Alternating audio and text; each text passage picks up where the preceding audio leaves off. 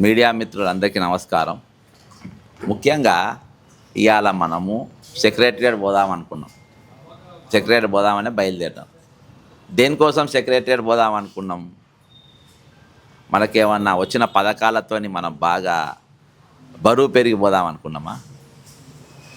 ఈరోజు మాకు వచ్చే జీతాలు ఎక్కువైపోయి బరువు పెరిగిన పోదామనుకున్నామా? ఈరోజు ఫీ ఎంబర్స్మెంట్ బాగా వచ్చేసి పిల్లలు బ్రహ్మాండంగా వాళ్ళు నౌకరీ చేస్తుండ్రు, అయినా కానీ మనకు తనివి తీరగా పోదాం అనుకున్నామా? దేనికోసం పోదాం అనుకున్నాం? ఈరోజు దేనికోసం మనం తెలంగాణ తెచ్చుకున్నాం? నీళ్ళు నియామకాల పేరుతో దేనికి తెచ్చుకున్నాం? ఆ రోజు జాబ్ క్యాలెండర్ ఉండే, ఆ రోజు ఉద్యోగాలు ఉండే, ఆ రోజు రిటైర్డ్ కాగానే తెల్లారే పైసలు వచ్చేటి. ఇవాళ రిటైర్డ్ ఎంప్లాయీస్ 100 మంది చచ్చిపోయినా కనీసం వాళ్ళ ముఖాలు చూసేటోళ్ళు లేరు. ఈరోజు 207 సంఘాలు ఉంటాయి భారతదేశంలో. ఏ రాష్ట్రంలో లేని సంఘాలు 207 సంఘాలు. రెవెన్యూ సంఘము, చదువుల సంఘము, చదువుల ఉద్యోగుల సంఘము, ఈరోజు సెక్రటరియట్ సంఘాలు, పోలీసు యూనియన్లు, ఇన్ని సంఘాలు ఉంటాయి. ఇన్ని సంఘాలు ఉన్నా మరి బక్క జడిసెందుకు మాట్లాడుతుంది? గొడ్డుపోయింది. 200 సంఘాలు ఉన్నామని నేను ఎందుకు మాట్లాడుతున్నా అనేది ఈరోజు తెలంగాణ సమాజం ఆలోచించాల పరిస్థితి ఉన్నది. ఈరోజు ఈ రాష్ట్రంలో కేవలం 17,000కు పనిచేసే 5 లక్షల మంది అవుట్సోర్సింగ్ ఎంప్లాయీస్ ఉన్నారు. ఈ 5 లక్షల అవుట్సోర్సింగ్ ఎంప్లాయీస్కు ఈరోజు అడ్డం మీద నిలబడే కూలి జీతం గుర్రాదు. అడ్డం మీద నిలబడే కూలికి రోజు 1000 రూపాయలు వస్తాయి. ఈరోజు వాళ్ళకి సగటున వచ్చేది 550కి వెళ్ళి 600 రూపాయల కూలి వస్తుంది. అంటే 1000 రూపాయల కూలి మాట్లాడుకున్నప్పటికీ అందులో దాదాపు 13,000 కూలీలు మీకు జిఎస్టీ పేరు మీద, పిఎఫ్ పేరు మీద, ఈఎస్ఐ పేరు మీద కట్ చేసుకుని, కానీ వాటికి గట్టరు మధ్యలో ఏజెన్సీలు. అవన్నీ దొబ్బేసి వీళ్ళందరూ పంచుకుంటారు. ఎవరు? అధికారులు, ఏజెన్సీలు ఆ కమిషన్లు పంచుకుంటారు. మొన్నటి దినాన ఇరిగేషన్ డిపార్ట్మెంట్లో పనిచేసేటటువంటి జనగాంకి వెళ్ళి వాళ్ళకు 15 నెలలకెళ్ళి జీతం రాలే. మేము పోరాటం చేస్తే కొట్లాడితే మొన్న ఏకకాలంలో 15 నెలల జీతం వస్తే వాళ్ళున్న ఏజెన్సీ నాకు ఒక్కొక్కటి 50,000 రూపాయలు కమిషన్ ఇమ్మన్నాడంట. అంటే ఈరోజు 15 నెలల జీతం ఒకటేసారి వస్తే ఎంత వచ్చింది? 2.5 లక్షలు వచ్చేటోడుకు నాకు ఒక్కొక్కటి 50,000 కమిషన్ ఇవ్వాలన్నానంట. అరే పనిచేసింది 5,000కు, మన 17,000కు, ఈరోజు నువ్వే అంత కట్ చేసుకుంటే ఎట్లా? అంటే ఈరోజు అద్దం మీద సగటున ఈ రాష్ట్రంలో మామూలుగా బతకాలనుకున్న రోజుకు 1000 రూపాయలు కావాలంటే ఒక కుటుంబానికి అంటున్నా, ఒక వ్యక్తి కాదు, ఒక కుటుంబానికి మినిమం 1000 రూపాయలు, రోజు 1000 రూపాయల వారి కూలి వస్తేనే ఈరోజు బతుకుతారు.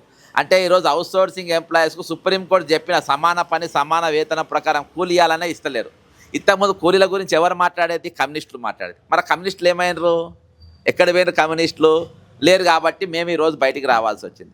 అందులో ఈరోజు రెవెన్యూలో దాదాపు 6,032 మందిని తీసేసారు. ఎందుకు తీసేసారు 632 మందిని అంటే పొంగిలేటి శ్రీనివాసరెడ్డి గారికి ఆకలి ఎక్కువ. ఎంత ఆకలి అంటే భూములు తిన్నా పైసలు తీరాయి, ప్రాజెక్టులు మింగినా పైసలు నిండాయి, అడ్వర్టైజ్మెంట్ పైసలు తిన్నా కలుపు నిండది, ఎంత తిన్నా లాస్ట్లో మల్కం చెరువు మింగిండి. అక్కడ మింగి పెద్ద పెద్ద అపార్ట్మెంట్స్ హైడ్రా కనబడతలేవు, అటు మొక్కల పోతలేరంట. మల్కం చెరువులో మల్టీ స్టోర్ దాదాపు 50-60 ఫ్లోర్ల అపార్ట్మెంట్స్ కట్టిండు. అయినా కానీ కలుపు నిండక ఈ 632 మంది తీసేసి రెవెన్యూ శాఖలో ఉద్యోగులు అని చెప్పి ఒక్కొక్క దగ్గర 5-5 లక్షలకు అమ్ముకోవచ్చు అని వాడు ఐడియా ఇచ్చిండట. ఇస్తే 632 మందిని తీసుకున్నారు. ఈ మధ్యలో ఈ చదువురాని మంత్రులకు, నాలెడ్జ్ లేని మంత్రులు ఒక మాట్లాడతారు, సార్ ఎందుకు సార్ 632 మంది? Policy matter. ఏ పాలసీో తెలియదు. పాలసీ అంటే దేనికోసం చేస్తారు? పాలసీ దేనికోసం ఉంది? పాలసీ అంటే బతికేనికి ఉంటుంది. పాలసీస్ దేనికోసం చేస్తారంటే అన్నం పెట్టడానికి పాలసీ ఉంటుంది, విద్య చెప్పడానికి పాలసీ ఉంటుంది, అదంతా ఎడ్యుకేషన్ పాలసీ అంటారు, అగ్రికల్చర్ పాలసీ అంటారు. అట్లా మీకు పంచవర్ష ప్రణాళికలు ఆ రోజు నెహ్రూ గారు తీసుకొచ్చి పెట్టారు. వీళ్ళందరూ ఇదివరకు మంత్రుల దగ్గర అటెండర్లుగా లేకుంటే వాళ్ళకు తాబేదారులుగా పనిచేసిన వాళ్ళు ఇలా మంత్రులైన కాబట్టి పాలసీ అనేది వాళ్ళు చెప్పంగిన్నారు. పాలసీ మ్యాటర్ అంట. పాలసీ దేనికోసము? 632 మంది తీసేయమని ఏ పాలసీ చెప్పింది? ఒక ఆయన నవీన్ అని ఐటీ ఎంప్లాయీ, ఐటీలో డ్రైవర్గా పనిచేస్తాడు, మన సెక్రటరియట్లో ఐటీ డిపార్ట్మెంట్లో. ఆయన అక్కడ కళ్ళు తిరిగి కింద పడిపోయాడు. ఉస్మానియా దవాఖానకు తీసుకుపోయినారు. 100కు ఫోన్ చేసి ఉస్మానియా దవాఖానకు తీసుకుపోయినారు. ఆ ఉస్మానియా దవాఖాన తీసుకుపోయి కింద పడ్డ తర్వాత 3 రోజులు మంచిగా అయినాక డిశ్చార్జ్ మళ్ళీ నౌకరికి వస్తే నౌకరు అమ్మేసిండ్రు. నవీన్ అనేట అయింది. నేను ఫోన్ చేసిన, ఎందుకు తీసేసిండ్రు అంటే లేదు తీసుకుంటామన్నారు. ఎందుకంటే 5 లక్షలు 6 లక్షలు వస్తాయి సెక్రటరియట్ కానీ. ఈ విధంగా మీకు మళ్ళా ఈ 20 ఏళ్ళు సర్వీస్ చేసిన వాళ్ళని తీసేస్తే అంటే ఈరోజు అవి సగం వయసుకు వచ్చినా ఎడ్లు, సగం వయసుకు వచ్చినా కుక్కలు లెక్క అన్నట్టు. అర్థమైందా? దాని రోడ్డు మీద వదిలే సెట్ అవుతారు. వీళ్ళు కూడా అట్నే నా అటు బతకలేరు, నా ఇటు బతకలేరు. ఈరోజు వాళ్ళందరూ కూడా ఈరోజు ఆగమైపోయిన పరిస్థితి. వాళ్ళందరూ కూడా ఆగమైన పరిస్థితి. వాళ్ళకి ఈరోజు నౌకరు లేవు, వాళ్ళు రోడ్ల పైన ఉన్నారు. ఏం చేయాలనో అర్థం కాని పరిస్థితి, దిక్కుతోచని పరిస్థితుల్లో ఉన్నారు. ఈ రాష్ట్రంలో మానవ హక్కులు అనేది లేవు ఈరోజు. మన ఢిల్లీలో చూసినాం మనం. ఢిల్లీలో దేనికోసము అక్కడ కేంద్ర మంత్రి అంట పేపర్ అమ్మిండంట, ఓకేనా? అక్కడ కేంద్ర మంత్రి పేపర్ అమ్మిండు అని చెప్పేది. కేంద్ర మంత్రి ఏం అమ్మలే, మధ్యలో ఎవడో అమ్మిండు. కానీ నువ్వు నైతిక బాధ్యత వహించి నువ్వు రాజీనామా చేయాలని చెప్పేసి దీక్షలు చేశారు. మరి ఇక్కడ నైతిక బాధ్యత ఎవరు వహిస్తారు ఇంతమంది రోడ్లపైన పడితే? ఈరోజు మరో అంశం, ఈరోజు నా ఇంకో డిమాండ్ ఏంటంటే ఈ 632 మందిని తీసేయాలి, ఇమీడియట్గా వాళ్ళని తీసేసిన వాళ్ళని ఇమీడియట్గా తీసుకోవాలి, టర్మినేషన్ ఎత్తేయాలి. అక్కడ సెక్రటరీలో తీసేసిన ఐటీ ఎంప్లాయీని కూడా వెంటనే తీసుకోవాలి అనేది మా డిమాండ్. అంతేకాకుండా ఈరోజు సుప్రీంకోర్టు ఇచ్చిన సమాన పని సమాన వేతనం, సమాన పని సమాన వేతనం అనేది ఏదైతే జడ్జిమెంట్ ఉందో ఆ జడ్జిమెంట్ ఇంప్లిమెంట్ చేయాలనేది నా ఇంకో సూచన. ఇక ఇంకోటి మూడో అంశం ఏంటంటే ఈరోజు రిటైర్డ్ అయిన ఉద్యోగుల పెండింగ్ బిల్లులు ఏకకాలంలో చెల్లించాలి. నేను నీతోని దోస్తానా చేస్తాను, నీతో నేను వడ్డీకేమి ఇయ్యలే. ఈరోజు నీ దగ్గర నా దగ్గర ప్రతి నెల జీతంలా ఇంత కట్ చేసుకో అని చెప్పిన. లీవులు కూడా నేను దాచిపెట్టుకొని నేను అమ్ముకున్నా, ప్రతిది అమ్ముకున్నా. ఎందుకు? రిటైర్డ్ అయినప్పుడు నాకు ఒకసారి కుప్ప వస్తే ఇల్లు కట్టి చూడు, పెళ్లి చేసి చూడని ఉన్నారు. ఈ రెండింటికి నాకు పనికి వస్తుంది అని దాచుకుంటే ఈరోజు కమిటెడ్ ఎక్స్పెండిచర్ ఎత్తుకపోయి వాడుకున్నారు. దేనికోసం వాడుకున్నారు? సరే ఒక గుడి కోసం వాడుకుంటూ, ఒక కళాశాల కోసం వాడినరో, లేకుంటే ఒక ఉస్మానియా యూనివర్సిటీ కోసం వాడింటే బాగా బ్యూటీ కాంటెస్ట్లకు వాడినరు. అబ్బా, బ్యూటీ కాంటెస్ట్ అంటే తెలుసా? బట్టలు కూడా తీసుకొని తిరగనీకి వాళ్ళ కోసం, ఆ షో కోసం వాడినరు రిటైర్ల పైసలు. అక్కడ వాళ్ళకి గాలింది. యూనియన్లో పోయి అడిగినరు, మేము కూడా పోయినా షో బాగుండే అని చెప్పినారు యూనియన్లు. మేము కూడా షోకు పోయినా చాలా బాగుండే అని అన్నారు. వీళ్ళకి ఇంకా కాలింది. మా సొంతం కలిసిండ్రు. ఈరోజు మేము ధర్నా చౌక్కి వెళ్ళి జంతర్ మంతర్ దాకా పోయినాము. చచ్చిపోయిన వాళ్ళను మొత్తం ఈరోజు ఎంతమందిని పెట్టామంటే 100 మంది ఫోటోలు జంతర్ మంతర్ కాడ వచ్చేటోళ్ళం పోయేటోళ్ళు అందరికి చూపించినాం. ఆడ పోలీసు వాళ్ళు చాలా మంచి వాళ్ళు. పాపం మేము అక్కడికి పోతే, సార్ మా దగ్గర ఇక మాధవని ఎస్ఐ గారు కూడా ఉండే, ఈయననే పోయి మాట్లాడేది ఆడ డిపార్ట్మెంట్లతో. సార్ మా దగ్గర 50 మంది పోలీసులు చచ్చిపోయిన సార్, రిటైర్డ్ అయిన వాళ్ళు, ఇప్పటిదాకా పైసలు లేవు సార్ అని. నేను ఈయన ఐడి కార్డు చూపి చెప్పిస్తామని ఫోన్ ఇస్తారుగా. అట్లా కోర్టుకు పోలేదంటే కోర్టుకు పోయినాం సార్ అన్నారు.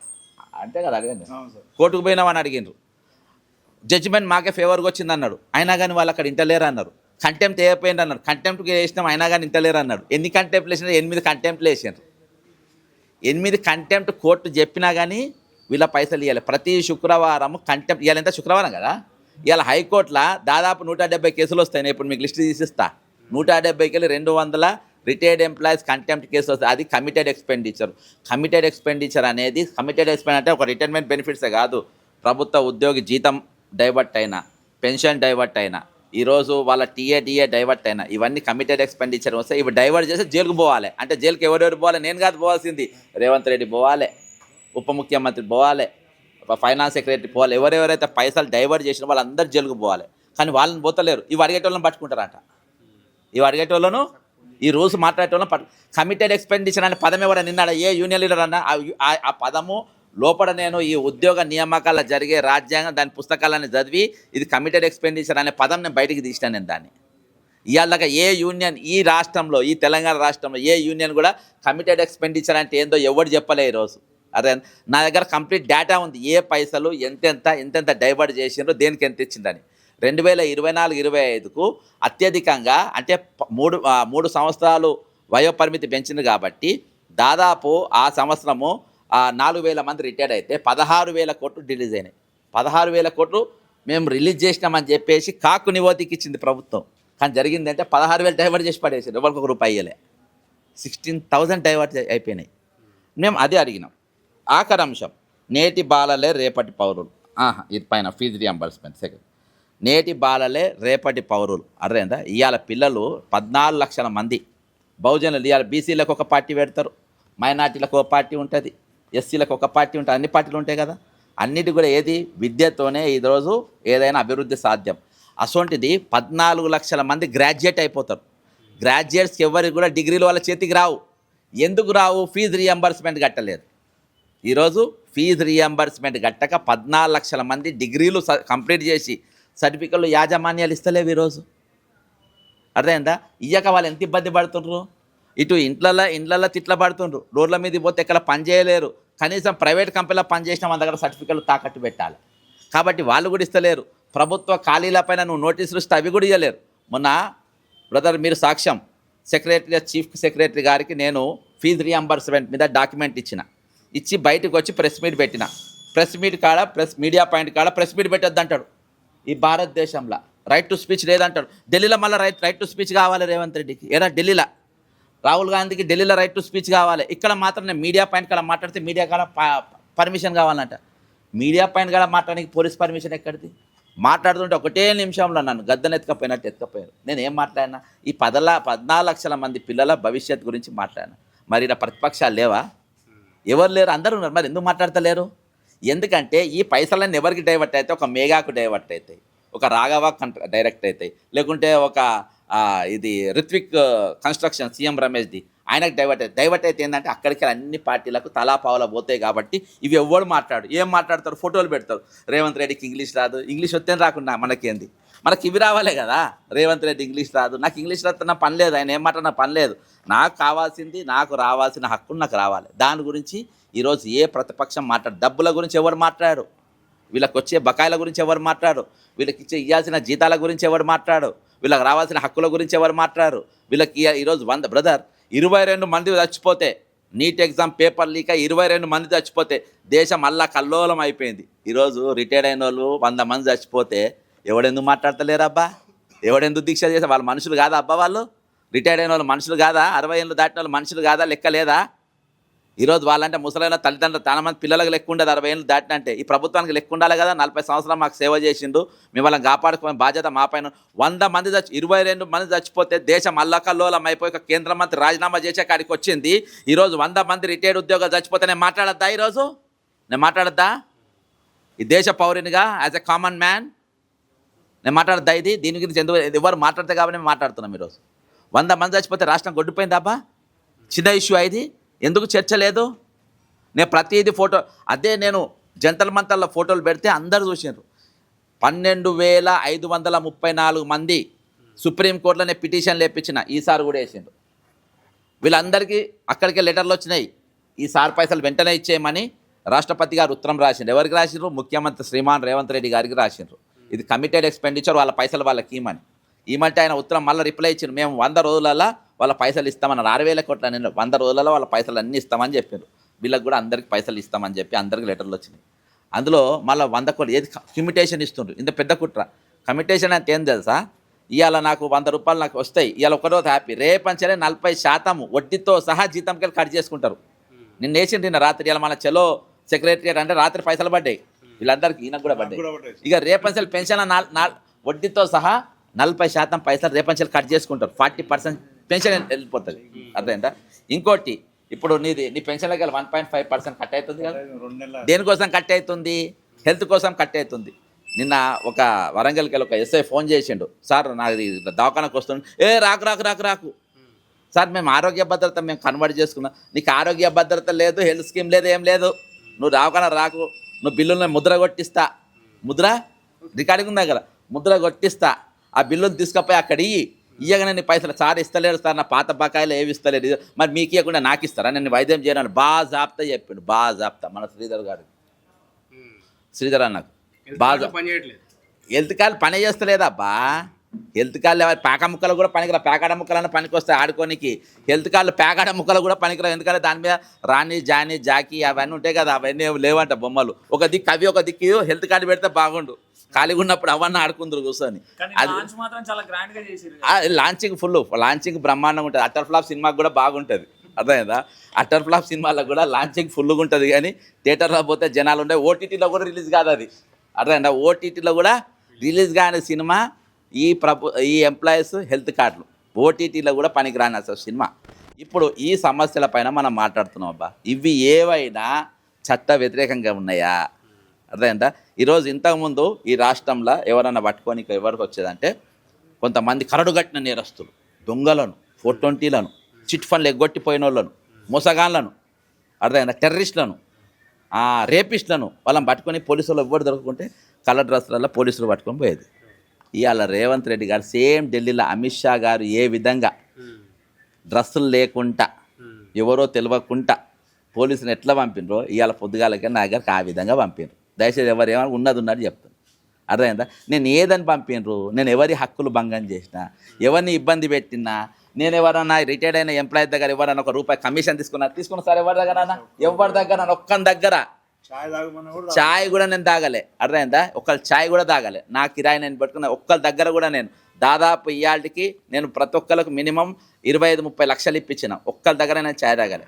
ఒక్క ఫోన్ కాల్. మరి నేను ఎక్కడ తప్పు చేసిన? ఈరోజు ఇవాళ నడుస్తుంది బ్లాక్మెయిలర్ల జమానా, దందాల జమానా నడుస్తుంది. అయినా కానీ మేము సిన్సియర్గా ఉండి వాళ్ళ కోసం మేము ఉద్యమాలు చేస్తూ మేము కొట్లాడుతూ ఉంటే ప్రభుత్వం ఈ విధంగా అమర్యాదగా వ్యవహరించడం అనేది పద్ధతి కాదు. ఇది అర్థమైందా? ఈ విధమైన ట్రీట్మెంట్ అంటే మిమ్మల్ని కూడా ఒక తీవ్రవాదిలాగా ట్రీట్ చేస్తారు అంటున్నారా? ఢిల్లీ పోలీసులు ఉద్యమకారులతో ఎట్లా చూసిండ్రు, అమిత్ షా ఎట్లా వ్యవహరించిండ్రు, రేవంత్ రెడ్డి కూడా అట్నే వ్యవహరిస్తారు. డౌటే లేదబ్బా. ఈరోజు నేను చెప్తున్నా, బాజాప్తా బ్రదర్, డే టైంలో రండి, యూనిఫామ్లో రండి, నేను ఉద్యమకారుని రండి, పొన్ను తీసుకుపోండి. ఇవాళ బ్రదర్ నేను సెక్రటరీ పోదామనుకున్నాను, 101% నేను పోతలేను బయటికి. నేను గేట్ దాటిపోతే, ఎందుకంటే కలర్ డ్రెస్ వచ్చిన వాళ్ళ కథ తెలియదు, నీకు కొడతారు వాళ్ళు ఎవరో తెలియదు అని చెప్తా కోట్ల. అర్థమైందా? కలర్లో కొట్టి మేము కాదని చెప్తారబ్బా, వాళ్ళు మా వాళ్ళు కాదంటారు. అసొంటి వాళ్ళు ఉన్నారు మన వాళ్ళు, పెద్ద ఆఫీసర్లు. అర్థమైందా? దీని వెనక ఏ ఆఫీసర్ ఏం పని చేస్తున్నా అంత పేర్లతో సహా తెలుసు. అర్థమైందా? కానీ ఈరోజు వాళ్ళు అంటే ముఖ్యమంత్రి దగ్గర మంచోడు అనిపించుకోనికి నేనేమన్నారు, ముఖ్యమంత్రి డిగ్రీలు 14 లక్షల మంది విద్యార్థులు డిగ్రీలు ఇంజనీరింగ్ కంప్లీట్ చేసి ఇంట్లో ఉన్న వాళ్ళంట అన్ఎంప్లాయ్ క్రిమినల్స్ అంట. పాపం రేవంత్ రెడ్డి గారు మర్చిపోయినట్టు గజనీ అయినట్టు. నీ పేరు మీద 79 క్రిమినల్ కేసులు ఉన్నాయి సార్, ఆన్ రికార్డు ఉన్నాయి, పోలీస్ స్టేషన్లో ఎఫ్ఐఆర్లు ఉన్నాయి, అందులో 420 కేసులు 4 ఉన్నాయి, 420 కేసులు 4 ఉన్నాయి. 14 లక్షల మంది వాళ్ళకు నువ్వు ఫీజు రియంబర్స్మెంట్ కట్టవు. గత 7 సంవత్సరాలకి వెళ్ళి గత ప్రభుత్వం కట్టది, ఈ ప్రభుత్వం కట్టది. వాళ్ళందరూ ఈరోజు ఖాళీగా రోడ్ల మీద ఎవరు చేయబట్టి తిరుగుతున్నారు? నువ్వు చేయబట్టి తిరుగుతున్నావు. నువ్వు అవి ఇప్పించేసేయి ఏదో ఒక. నాకు అప్పుడు వాళ్ళు చేయకుండా అప్పుడు వాళ్ళ నేరాల ఘోరాలు బాగుపడితే అన్ఎంప్లాయ్ క్రిమినల్స్ అని అప్పుడు అనాలేను. ఇప్పుడు నువ్వు ఎట్లా వాళ్ళ క్రిమినల్స్ అంటావు? క్రిమినల్ నువ్వు పెట్టుకొని, బ్లాక్మెయిలర్ నువ్వు పెట్టుకొని. అర్థమైందా బ్రదర్? ఎవరైనా వస్తే నేను చాలా మరి నువ్వు గూగుల్లో ఓపెన్ చేయి. రేవంత్ రెడ్డి గారు పిసిసి అధ్యక్షుడు ఉన్నప్పుడు ఆయన అరెస్ట్ చేయకపోతే పోలీసులతో ఏ భాష మాట్లాడిండు? నేను ఆ భాష ఏమైనా మాట్లాడినా? ఏ భాష మాట్లాడిండు? నేను ఎవరికన్నా రెడ్ హ్యాండ్ పైసలు తీసుకుపోయి లంచం ఇస్తుంటే నేను ఏసీబీ వాళ్ళు దొరికి పోలీసులతో తన్నులు తినుకుంటే బయట పోయినా? నేను పోయినా? ఎవరికైనా ఒక ఎమ్మెల్యేకు కట్టలతో పైసలు ఇచ్చి ఆ కట్టలు నేను లెక్క పెట్టుకుంటా, ఇగో ఇన్ని కట్టలు అని చెప్పి వాళ్ళ కట్టలతో సంచులతో నేను ఎక్కడ దొరికినా? నేను ఇలా ఎవరైతే ఆ రోజు ఏసీబీ కానిస్టేబుల్ ఎస్ఐలను సీఎలను ఏమనలే, కానిస్టేబుల్ అయితే పట్టుకొని కలర్ డ్రెస్లో ఉన్న వాళ్ళు పట్టుకున్నారు. ఎవరినైతే కొట్టిండో వాళ్ళందరినీ ట్రేస్ చేసి లూప్ లైన్లలో పడేసిండ్రు. కొట్టిన రోజు పాపం రేవంత్ రెడ్డి అప్పుడు సీఎం కాదు కదా, మెడల మీద పటా పీకిండ్రాట. ఆ కొట్టిన మరి దొంగను కొట్టారు అబ్బా. నాసోను కొడితే పాపం కానీ దొంగను కొడతారు కదా, అట్లా మెడలిగా కొట్టిందంట. నన్ను ఎవడెవడు కొట్టిండో అని అప్పటి వీడియోలు అన్నీ తీసి దొరకబట్టి ఒక ఆదిలాబాద్కు ఒక హోంమంత్రి అందుకనే పెట్టుకున్నాడు. హోంమంత్రిని పాపం కొట్టద్దు కదా. 101%. కాబట్టి ఈరోజు మనము ఆ విధంగా వ్యవహరించద్దు అన్న. నా దగ్గర తప్పులు ఉంటే మీరు 101% లోపల పెట్టుకోండి. నేను బెయిల్ కూడా తీసుకోను. నా బెయిల్ కూడా ఇవ్వడానికి ఎవరు రారు. కాబట్టి అవన్నీ కూడా మీరు మానుకోవాలి. ఈరోజు అప్రజాస్వామ్య చర్యలు పాల్గొనాలి. నేను ఈ రేవంత్ రెడ్డి గారి పోలీసు చర్యలకు నిరసనగా ఈరోజు సెక్రటరీ దగ్గర పోదామనుకున్న నేను పోను. ఈరోజు ఒక పనిష్మెంట్ ఏంటో సార్, నేను రంగనాథ్ గారు ఒక 100 ఇల్లు కూడా కొట్టిండు. నేను రంగనాథ్ గారి ఇల్లు యూసుఫ్ కూడా పెద్ద చెరువులో ఉందని ప్రూవ్ చేసిన. నేను ఇల్లు గులగొట్టలేకపోవచ్చు, కానీ నేను పనిష్మెంట్ ఏదో చచ్చిపోయేదాకా ప్రతి మీడియా వాడు పోయి నేను అప్పుడే చెప్పిన, రంగనాథ్ గారు మీ ఇల్లు చెరువులో, అమ్మతో ఉన్న ఇల్లు చెరువులో లేదు. మా నాయన 40 ఏళ్ళకి దాని డాక్యుమెంట్లు ఉండే, దానికి లింక్ డాక్యుమెంట్ కూడా ఉండే, ఎందుకంటే చెరువే. అర్థమైందా? జీవితాంతం అదే నీకు పనిష్మెంట్ అని చెప్పిన. ఈరోజు మీకు పనిష్మెంట్ ఏం తెలుసా?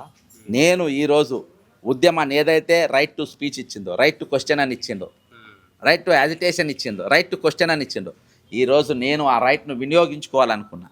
ఏ విధంగానైతే ఢిల్లీలో రాహుల్ గాంధీ గారు వినియోగించుకుండ్రు, ఏ విధంగా ప్రధానమంత్రి గారి ఇంటి గారికి రాహుల్ గాంధీ వెళ్ళి ధర్నా చేసిండో, ఆ విధంగా నేను కూడా వీళ్ళ హక్కుల గురించి సెక్రటరీ దగ్గర పోయి అడుగుదామనుకున్నా.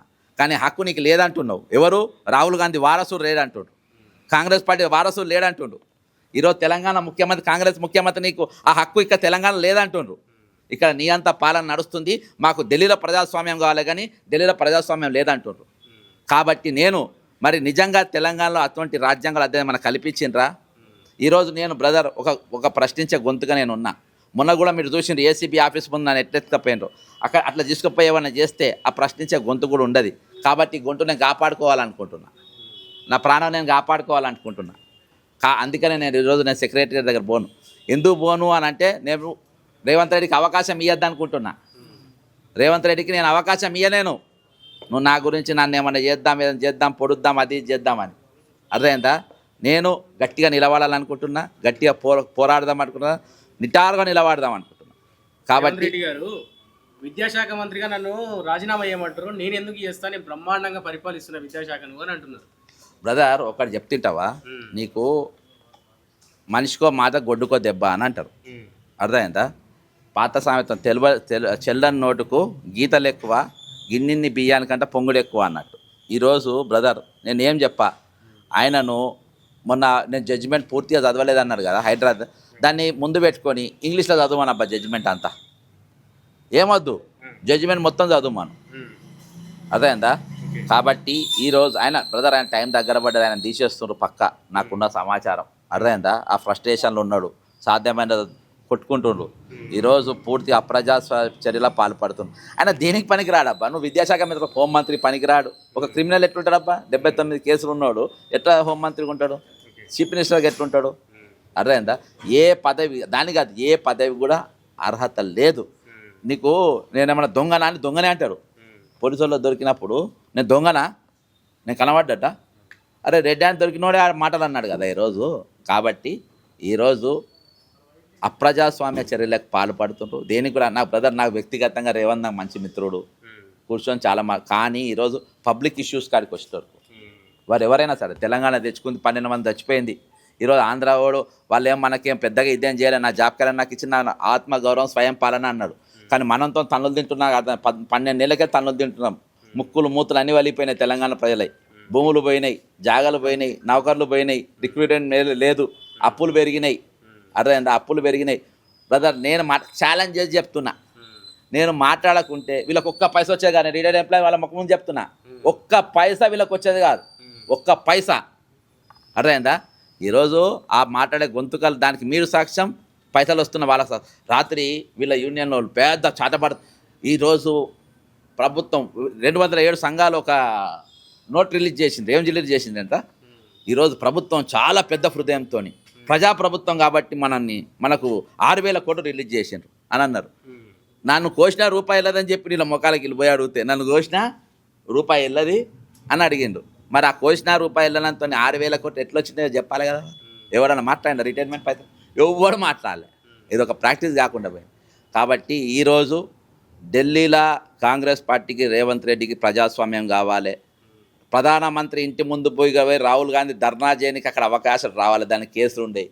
కానీ ఈరోజు మేము ముఖ్యమంత్రి ఇంటికాడికి పోయిన కేసులు, సెక్రటరియట్ కాడికి పోయిన కేసులు, ఎక్కడైనా ఏసీబీ ఆఫీస్ ముందు మాట్లాడిన కేసులు, సెక్రటరియట్ మీడియా పాయింట్ దగ్గర మాట్లాడిన కేసులు. అదంటే ఈ స్వేచ్ఛనా ఆ స్వేచ్ఛనా? ఏ స్వేచ్ఛ? అది కాంగ్రెస్ పార్టీ చెప్పాలి, రాహుల్ గాంధీ గారు చెప్పాలి, తెలంగాణ ఇన్ఛార్జ్ చెప్పాలి. నిజంగా ప్రజాస్వామ్యం అంటే ఇదేనా?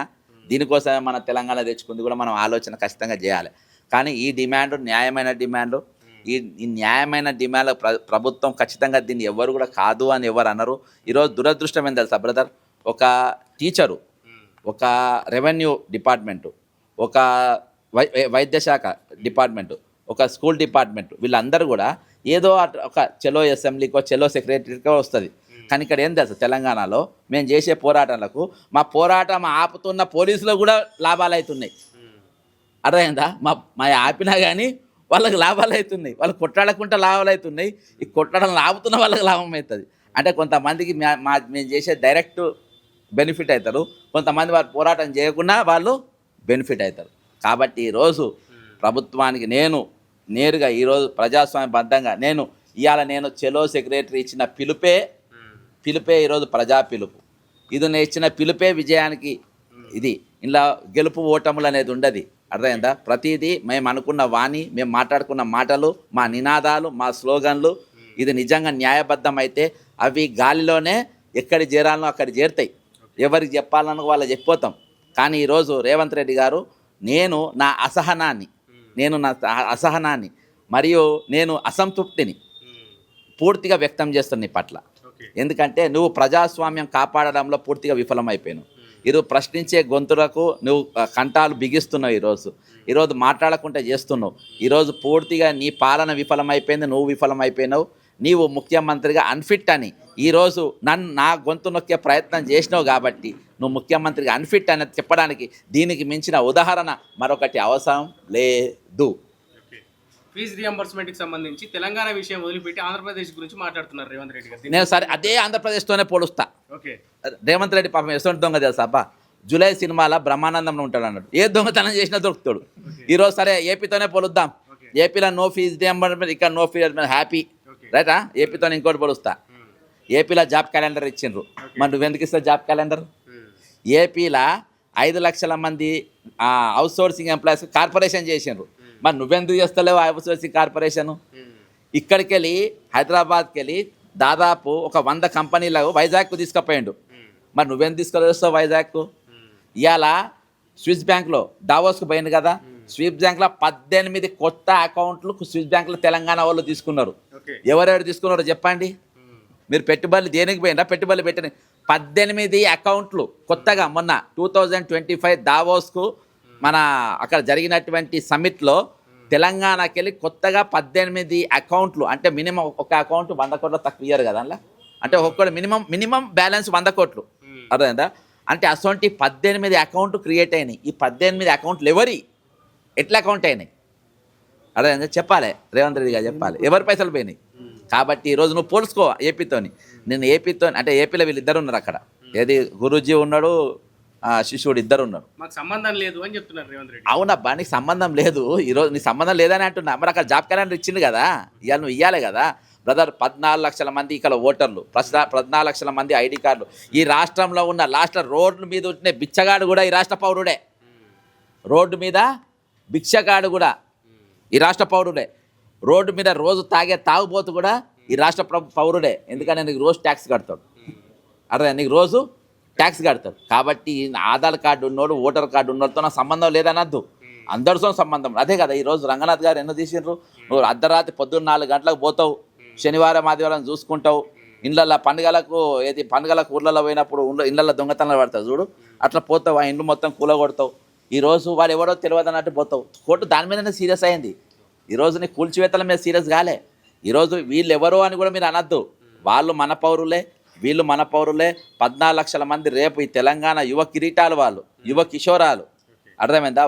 వాళ్ళని మనం తెలంగాణ ఏ విధంగా వాడుకోవాలో ఆలోచించాలి. ప్రతి మనిషిని ఈ రాష్ట్రం వాడుకోవాలి. నిర్మాణాలు అంటే బిల్డింగ్ కూలగొట్టుడు కట్టుడు కాదు బ్రదర్. నిర్మాణాలు అంటే బతుకు నిర్మించాలి, మనుషులను నిర్మించాలి, ఈరోజు విద్యార్థులను నిర్మించాలి. అదే కదా ఈరోజు నిర్మాణం అంటే. తెలంగాణ నిర్మాణం అంటే అదే. ఆ నిర్మాణం జరగాలి. ఈరోజు ఇప్పటి వరకు ఈ 12 ఏళ్ళ వరకు నిర్మాణాలు జరగలేదు, కంప్లీట్ డెమాలిషన్ జరిగినాయి. కాబట్టి ఇప్పటికైనా నేను ప్రజాప్రభుత్వం అనిపించుకొని ప్రజలను కలవండి, ప్రజలకు సెకండ్లు ఇవ్వండి, ప్రజలకు రావాల్సిన బకాయిలు మీరు వాళ్ళకి రావాల్సిన హక్కులు వెంటనే వాళ్ళకి ఇవ్వాలని చెప్పేసి విజ్ఞప్తి చేస్తున్నాను. కొట్లాడంగా మీలాంటి వాళ్ళు నిరుద్యోగులు కొట్లాడంగా ఒక 7,000 ఉద్యోగాలు వేసినట్టున్నారు. దానిపైన ఏం చెప్తారన్న? ఇప్పటికీ అసంతృప్తిగానే ఉన్నారు నిరుద్యోగులు. బ్రదర్, ఫస్ట్ అయితే నేను ఆ 7,000 ఉద్యోగులను మీరు వినియోగించుకోమని చెప్తా, అర్థమైందా? 13,000 కోట్ల మనం కొట్లాడదామని చెప్తా. ఫస్ట్ 7,000 ఉద్యోగాలు పడ్డాయి. ఆ 7,000 ఉద్యోగాలు ఈరోజు బ్రదర్ ఒకటి ఏంటంటే కొంతమంది గుంటనక్కలు ఉన్నాయి వీటిని వాడుకోనికి, అర్థమైందా? గుంటనక్కలు ఉన్నాయి. అవి ఇప్పుడు పడ్డట్టుగా ఎక్కతట్టుగా మీరు చూసుకోండి. కాకపోతే ఇలా 46వ జీవోని ఏ విధంగా చేయాలనేది ఆలోచన చేయాలి. కానీ 13,000 ఖాళీలు కూడా 13 కాదు బ్రదర్, వీళ్ళ స్టాటిస్టిక్స్ తెలియదు. ఇప్పుడు నా దగ్గర రిటైర్డ్ అయిన వాళ్ళు 25,000 మంది కదా, అలా 10,000 మంది పోలీసు రిటైర్డ్ అయినారు అబ్బా. ఆల్రెడీ 19,000 ఖాళీలు ఆల్రెడీ ఉన్నాయి. 19 ఉన్న 20,000 ఎంత? 29,000 పోలీసులు ఖాళీగా ఉన్నాయి. వాళ్ళు తెలుస్తలేదు పాపం. 20,000 అంటున్నారు. 20,000 కాదు, 29. మొత్తం మీ రాష్ట్రంలో ఉన్న ఖాళీలు 33 జిల్లాలు కలిపి 2,67,000 పోస్టులు ఉన్నాయి. ఖాళీలు ఎన్ని ఉన్నాయి? 2,67,000 పోస్టులు ఇయాటికి యాజ్ ఆన్ టుడే ఖాళీలు ఉన్నాయి. ఖాళీలు ఉన్న పోస్టులన్నీ. పోలీస్ డిపార్ట్మెంట్ టీచర్లు 31,000 ఖాళీలు ఉన్నాయి. పోలీసులు 29,000 పోస్టులు ఖాళీలు ఉన్నాయి. అదే డైలీ రిటైర్డ్ అయిన వాళ్ళు లెక్క తీసుకుంటే రిటైర్డ్ అయిన 10,000 అయినప్పుడు నీకు 20,000 మంది అవే ఉండే. 10,000 30,000 పోస్టులు ఈరోజు. కాబట్టి ఈరోజు నిరుద్యోగులు ఖాళీలు నింపే ప్రయత్నం ఎప్పుడైనా మనం చేయాలి. కానీ ఈరోజు పద్ధతిగా కూడా ఎవరైతే ప్రిపేర్ అవుతుందో వాడిని వినియోగించుకుంటా తక్కిన పోస్టులు కూడా మనం ఉద్యమం చేయాలని కోరుకుంటున్నాం.